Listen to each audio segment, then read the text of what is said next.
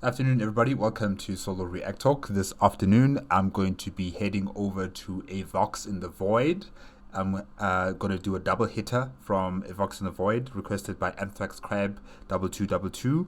The first one, let's just check here, is The Passion, Unofficial Warhammer 40K audio, The Word Bearers. And then the second one is going to be Magregate Instinct, Warhammer 40K audio, Tyranids. What does Magregate mean? Hold on.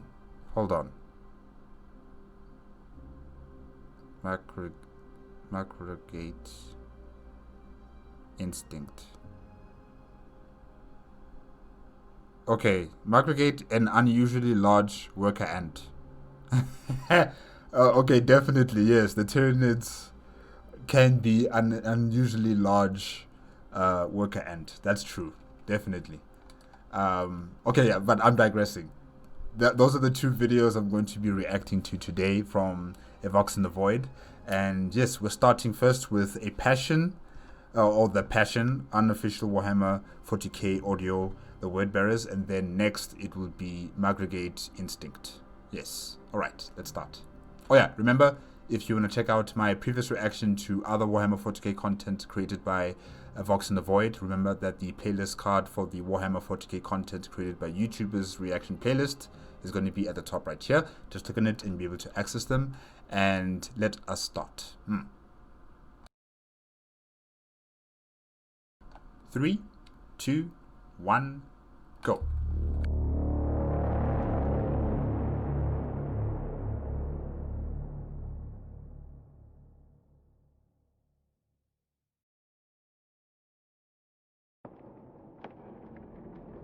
The Acolyte half thought that, when he looked again, it would be different. But when Arret dared to open his eyes, he saw the very same hell. The priests were slumped, poisoned chalices of gilded silver slipping from limp hands. The abbot's corpse knelt at the center, still upright, his hands having fallen to the base of the altar. He looked almost peaceful, the royal purple of his robe spotless and ironed. Were it not for the foam bubbling from the abbot's mouth, Arret might have pretended that they were only in prayer. Arret squirmed as the Aquila glowered at him from behind the altar. About him, dozens of his fellow acolytes lay prone and still, littering the small church with their bodies. Okay, wow, alright, Acolyte Arret. Let me just write that down here. And everybody is dead. They poisoned. They kill themselves. Only Arret had been too afraid to drink. He could hear the enemy clearly now, the screaming of damned souls, the boom of infernal weaponry, the unholy chants delivered in meticulous high Gothic. For the first time in his life, Arret cursed his Ministorum education. He understood every word, those blasphemies that had torn the sky apart and dragged the nightmares forth. The abbot had told them that the enemy would never reach them here, that the God Emperor would deliver them, that the Imperium was unassailable, that his armies could not be defeated in battle. Even when the city was overrun by demons and howling fanatics, even when the abbot had contradicted himself and ordered self-inflicted death, they had trusted his judgment. They had gone willingly into the Emperor's light. Blind loyalty. Blind faith. Yes, the Emperor's inexhaustible armies push back against chaos, but it doesn't mean that they win every single time. And unfortunately, on the planet that this Acolyte is on, they did not win. They lost. Yikes. Murmuring prayers that they would be forgiven for the destruction of his flesh. Arret had accepted the chalice, a simple brass cup unadorned, after he had seen the abbot pour somnum into the amasec. He had intended to drink it.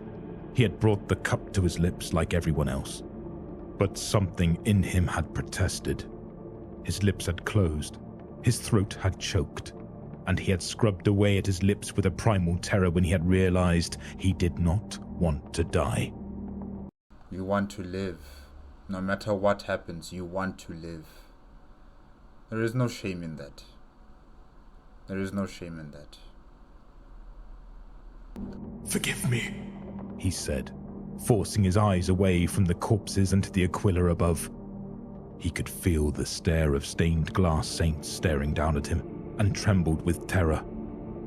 Aret could not recall being so afraid. His cheeks were wet with tears, urine soaked his undergarments. I do not want to die, he begged.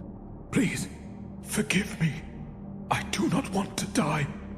He screamed as the door to the church burst open, falling prostrate among the dead. Aret scrunched his eyes closed as he heard the stomp and hiss of power armor. But now you might die at the hands of a word bearer. So which is better, to die by poison or to be tortured, possibly, flayed of your skin while you're still alive and you slowly die from that? Which is better? Muttering garbled prayers beneath his lips, Aret did not suppose he would be saved, but he was afraid. Terribly, paralyzingly afraid. He did not want to die. The heavy footfalls approached the altar, shaking the foundations of the church. Aret heard a crash, and then a silence that banished his mumblings into a terrified quiet. He waited. Minutes passed. Forgive me, Acolyte. The voice that spoke the ancient High Gothic seemed deep and calm, almost musical. I did not mean to interrupt. Aret opened his eyes, stifling a sob. There, a giant in crimson power armor knelt on one knee before the altar. A bolt gun the size of Aret's torso rested on the altar itself, its matte black finish chipped with flecks of exposed metal. Beside it was the giant's helmet, pockmarked with a rhythmic pattern of black studs. I am Brother Diocles, the Astartes said. He angled his face towards Aret, revealing his sun-kissed tan-brown skin, the mournful beauty of his weary dark eyes. Aret. A traitor. A traitor from Colchis. You damn traitor. Aret could not help but stare. You are afraid, Diocles observed, glancing towards the altar. Aret realized that the giant's hands were locked into a pious Aquila. Do not be afraid. Aret stuttered. The Astartes turned back with a wry, forgiving smile. Aret blinked in surprise. The Blood Angels, he managed. You have... No! Diocles replied sharply. His expression darkened. Impious mutant-worshipping filth. No, not them. I am Brother Diocles of the Word-Bearers Legion, the Astartes said. Traitor. That's what you are. You're a damn traitor. He sighed deeply, readjusting to face Aret directly. His armor hissed and clanked as he turned, snarling like a mechanical beast. I still think myself as a legionary, though my brothers insist that I belong to the Crimson Herald's warband. Aret swallowed. He did not know much of those scattered dark secrets of the Imperium, but he knew the word-bearers, what they were. Traitor Astartes.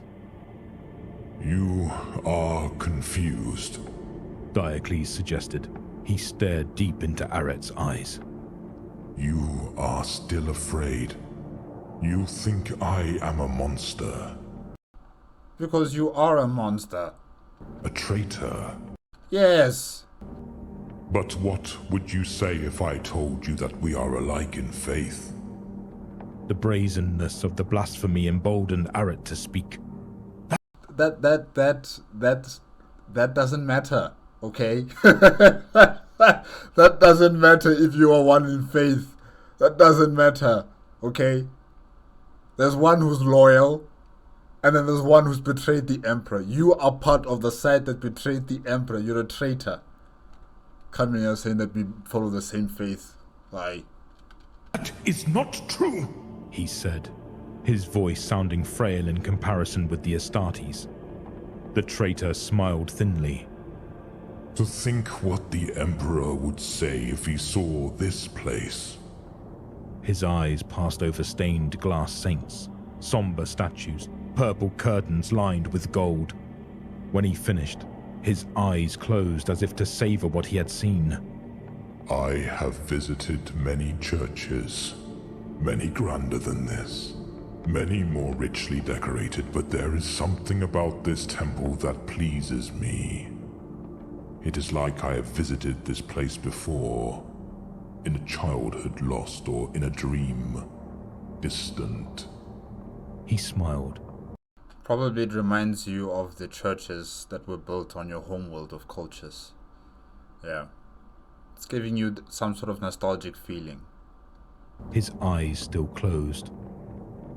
I have heard the rising choir echoing off these circular walls. I have felt my spirit lift, and I have drunk of that music like I might drink golden honey, warm against my lips. Aret stared. He didn't know what to say. Ave Imperator Sancte. I don't know that one. Ave Imperator Sancte? I don't know that one. I'll have to look that up. Astartes finished. His eyes flickered open. His hands were still clutched in the sign of the Aquila.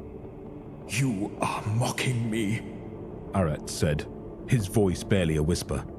Diocles frowned. No, I do not mock you. And I do not come here to defile this place or sacrifice you before the dark gods, though I understand why you doubt me. I mean, you might not sacrifice him now, but you will sacrifice him later. You're a word bearer. This is your job. To talk sweet, honeyed words, to convince us that the God Emperor exists and for us to follow your teachings. And if we're still stubborn, if we still say no, you'd kill us. So the fact that you're not really killing this priest or this acolyte right now, it is just a part of your game, traitor. You're not gonna fool me. Many of my brothers would hurt you. They would arrange the bodies of these priests into shapes pleasing to their demonic patrons. They would desecrate these sacred symbols with ecclesiastical blood. The walls would echo to the sound of screams and evil prayer. The giant. I suspect they're still going to do that with whoever survives through this attack. Leaned forwards. Aret wanted to pull back, but instinctively he was drawn forwards. But I am here. The giant pledged. And that will not happen. I give you my word, acolyte. Aret had to force the rasping words from his parched throat. What do you want? What do you want, Diocles? Just tell us. Stop playing around with our hearts this way. Just tell us. What do you want? Okay? Just tell us. Tell this acolyte, please. You are really stressing me out right now. With every sentence that comes out of your mouth, you're stressing me out. What do you want? The word of a traitor, he accused. The Astartes sighed. It is true, he conceded. I have committed many sins, some worse than others. He mouthed a prayer, his eyes shining bright. But I have returned to his light. His eyes dimmed when he studied Aret's expression. You wonder why I still fight alongside them. In truth, I often wonder myself.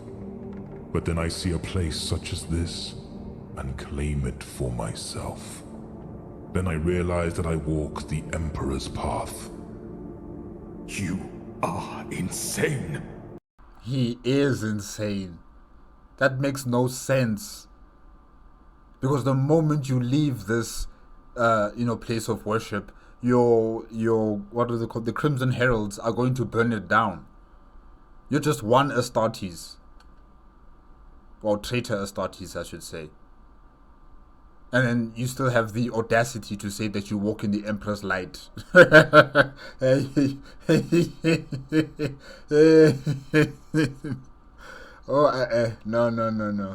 No. Aret marveled. The Astartes raised an eyebrow. If I was not here, would it have saved this world? And did it even deserve to be saved? My brothers sent many agents to this world months before our final assault. They spoke to your population. Your countrymen are weak. They abandon their faith easily, as if they cast off a worn-out shoe. Now they are slaves. My brothers' gods do not gladly risk apostasy. Only the strongest mind can resist the madness of their touch, and that madness enslaves them utterly. But I am proven. I have heard the whisper of dark gods in my ear, and I have resisted their inane insanities. I have whiled away my time at pleasure houses, slaughtered alongside berserkers, studied diabolical and paradoxical lore. I have experienced the generosity of the Plague Father and the aloof majesty of the Prince, and I tell you that I felt nothing. Lies. You would not be alive if that were true. They would have killed you at the very moment they realized that you were not one of them. Lies. Just a pale imitation of something they can never match. I speak of faith, Acolyte. The kind of faith that you can feel in your soul, golden and warm, like honey. The so-called gods of chaos, I tell you that they are merely parodies, Acolyte. Rage instead of fervor, pleasure instead of joy, conspiracy instead of profundity, endlessness instead of constancy. Parodies, nothing more. Desperate clutches, tired cliches, and in our folly we seize at these pretenses. The low-hanging fruit, for the dark gods are abject in their desperate thirsting. So hungrily they reach for our souls, so animalistic, so craven. You know them too well for you not to be corrupted, Diocles. You know them too well for you not to be corrupted. I've never heard of anyone coming back from being corrupted by the Chaos Gods. No one. Once you're in their pockets, it's sealed. You are there for life. That's your career now, as a traitor Astartes. I don't believe any word you say. If you're gonna kill the Acolyte, just do it now. Put him out of his misery. Because I'm sure he's terrified. He doesn't know where is this going. What are you talking about? Why are you talking to me? What do you want? He stopped to take a deep breath, his chest rising and falling. His face shone, the echo of his words softening to a cadenced hush. Our Emperor does not beg, not like they do. Aret stared open-mouthed. No doubt this was some trick, some blasphemous riddle to distract and corrupt him. But the Acolyte could not fathom the deceit. He did nothing when the Astartes reached forward and placed a gigantic hand upon his shoulder. The gods of chaos never tempted me, Diocles said. And what makes you so special? No, Diocles. No. His eyes were bright with tears. In truth, I have failed only once, though I will concede that the failure was long-lived. Acolyte, you must not judge me too harshly. You do not understand. I was there, Acolyte. I was there when he told Lorgar that he was not a god. Can you imagine it? I saw him. I saw that he was divine as plainly as I see you now. There was no denying it. The very air shone with golden light. His words were undeniable, majestic. He... Diocles bowed his head. Aret was frozen, the Astartes still gripping his shoulder. I wonder what does it feel like? Is it heavy? Did you feel some sort of pain as he's just having his hand on your shoulder like that? Like, what is that feeling? Is it like heavy pressure? Oof. After 3 seconds, Diocles spoke again. He was a god. And yet he told us he was not. And it was as if we had been told that a table was not a table, or that the color red did not exist. It was so contrary to what we knew, so contrary to our fundamental perception of the galaxy. I cannot blame Lorgar Acolyte for the madness that followed. There was nothing but madness. There was nothing else. Lorgar saw that his legion was in crisis. He saw that we could not exist in this state where self-evident truths had been named lies and obvious falsehoods made into dictates. We were unmoored, our eyes put out with red irons, our ears blotted with black wax. We could not continue in that state. None of us could. So what? You turn to chaos to fill that void that has been left by the Emperor? You turn to the very thing that you knew would become an enemy to the Imperium of Man. You knew this. But of course, you cannot defy your Primarch. Lorgar, you cannot do that. You love him too much. So you follow him into damnation. But now, you're telling us that you were never tempted. That you only felt it once. hey, no, please, Diocles, nah, man. Nah, don't do this to us, eh? Okay, we're not fools. No. So we reached for the low-hanging fruit. Maddened, we reached for madness. And so Lorgar fell, and we fell too. For we were his sons and felt his pain as our own. He smiled at Aret's expression. I see you do not believe me, Acolyte. He acknowledged. And that is fine. Believe only this, then. The Emperor is a god. It took me too long, but now I realize gods can err. They can be wrong, even about themselves. Diocles' smile deepened. He released Aret's shoulder. Aret let out a breath that he realized he had been holding for minutes. When the Astartes had spoken, it was as if the sound of the war had been swallowed up. The screaming fading to white noise. The slam of bolt rounds just a distant percussion to an orchestral truth. Now in the silence those sounds returned, braying and booming and breaking like rancid waves against the walls. Aret shuddered when he thought of what waited for him outside. Are you going to kill me? He asked. Despite it all, he still wanted to live. The Astarte smiled kindly. What is your name, Acolyte? Aret. Why are you alive and yet surrounded by the dead? Because he didn't want to die. He didn't want to join the rest of the acolytes and the abbot. He wanted to live.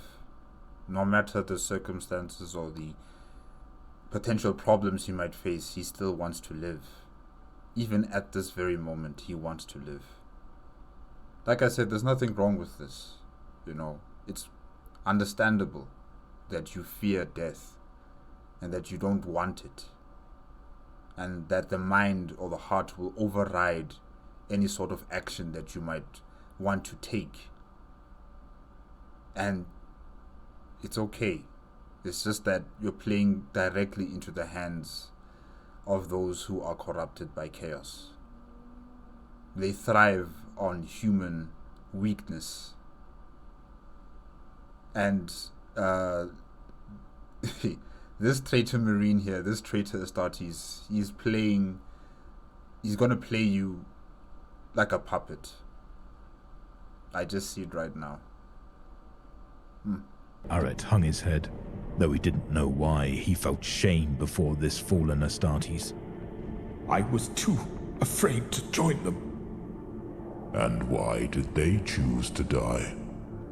They did not want to hear the heresies. The abbot said it was best we died in ignorance. Diocles considered Aret's words for a few moments. Well, He said finally, with a small smile. it is too late for that now. I should probably try to kill you. Aret said, his voice small. To martyr myself against you. Would that be right? The traitors. Why are you asking if that would be right? You Aret. Smile grew kinder still. Yes, Aret. That would be right. Aret swallowed.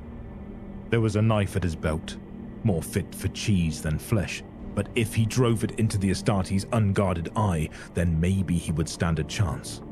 He willed his hands to move, to take the knife and seize his martyrdom, but his limbs were frozen. The mind is saying no. You will not pick up that knife. You will not try to slash his eye. You will not do any such thing. You stand where you are. Paralyzed in fear, desperate tears fell from his face. He gasped as the Astartes drew him into an embrace. Hush now. I have failed too. And they say I was an angel once. Aret wept into the traitor's armor, his tears running down the crimson breastplate to the stone floor beneath. Though Diocles' power armor was hard and cold, Aret felt strangely comforted. His shame felt distant, meditated away by the slow, steady beats of the Astartes' twin hearts. I have claimed this place, but I cannot guard it forever. Diocles said, ending the embrace. Come with me, Aret. Help me gather up the vestments and the iconography, and we shall take it to the ship. There are others there, men and women like yourself. We shall keep a candle in the darkness of that vessel together. Why? What's the purpose of any of that? You're a lone Astartes supposedly worshipping the Emperor. You know, collecting all of these stuff that belong to the churches. But for what purpose? And how long is all of this going to work for in your Astartes traitorous band of brothers, the Crimson Heralds? You know, how long will they just turn a blind eye to what you're doing? You know, collecting these human slaves, collecting all of these trinkets from the churches. What is the end game after all of this? Diocles, what's the end game? And I will be close. In time, when you have mustered your courage, you shall have your martyrdom against me. You need not fear my brothers. They think I take amusement from parodying our faith. They will not touch you. Though amazed at himself, Aret was tempted. What about the church? I have prevented its desecration, but I cannot save it. I will burn it to the ground and beg the Emperor for his forgiveness. All right. I'll come with you. Diocles' smile was like the light of the sun. Ave Imperator, He said. Despite himself, Aret found himself smiling too, Ave Imperator Sancte.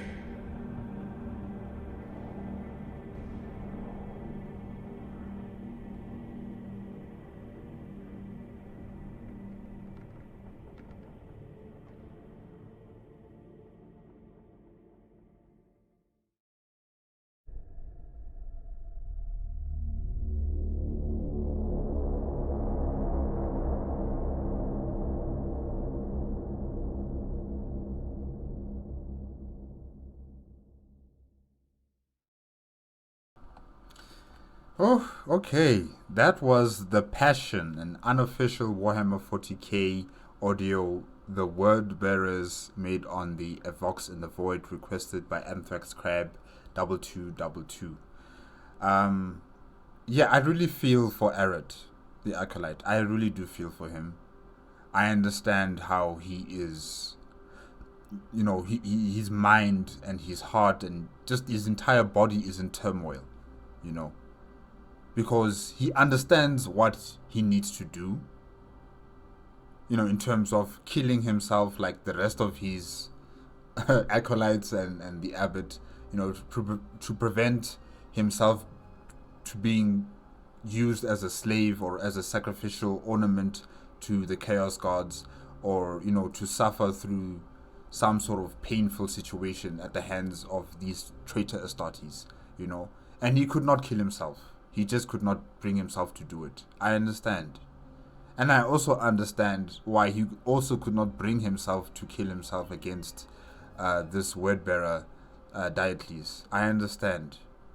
It's a giant cladded in armor. You have a kitchen knife. There was going to be no way you were going to reach one of his eyes. No way. So I understand that the mind has overridden your desire to do something, and you just froze out of fear. I understand.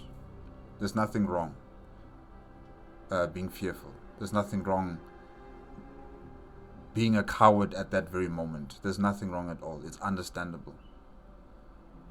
It's just that now, your life will belong to this traitor Astartes. You might not say that you are a traitor, slave or a acolyte of the chaos gods, but I think slowly but surely you'll become one of them. You'll become one of them, as all that stuff that you have collected from this church are then corrupted and transformed into iconographies of the chaos gods, slowly but surely, because the ship that you're heading back to is filled with word bearers that are worshipping the chaos gods. There's no way that a mortal like you has the mental fortitude to withstand the corruption that you're going to experience on that ship. No way. This word bearer gave you a lot of sweet words.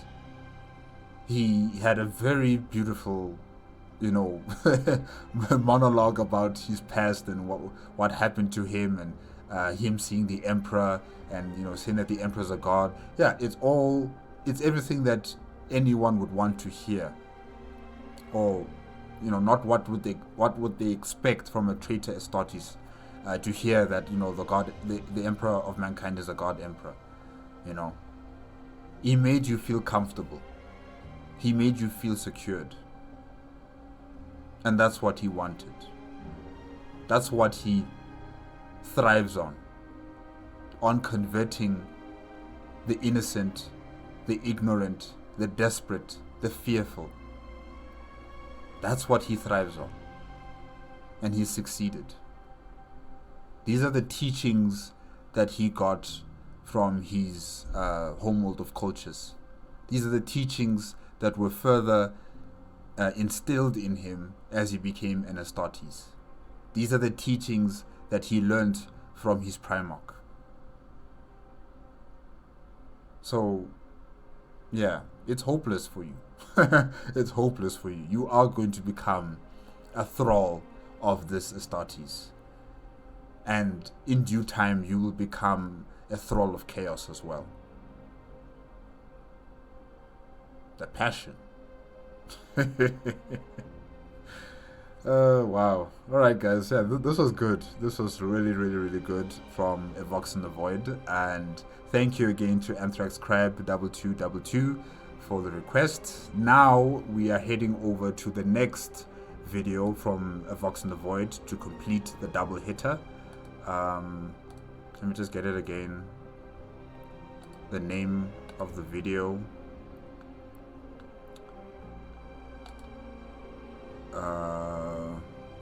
Yes, Macrogate Instinct, Warhammer 40K Audio Tyranids. That's next. I hope to see you guys there in that video as well. Remember, if you want to check out the original video for the Passion Unofficial Warhammer 40K Audio, as well as A Vox in the Void's YouTube channel, the links are going to be in the description below. If you like my reaction, please give me a like, comment, and subscribe to my channel. Click on the notification bell if you want to be up to date with my latest videos. And I'll see you in the next video. Okay?